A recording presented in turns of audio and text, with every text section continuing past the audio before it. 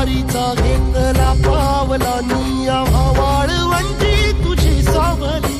गळा भेट घेण्या भीमेची निघाली तुझ्या नाम घोषात इंद्रायणी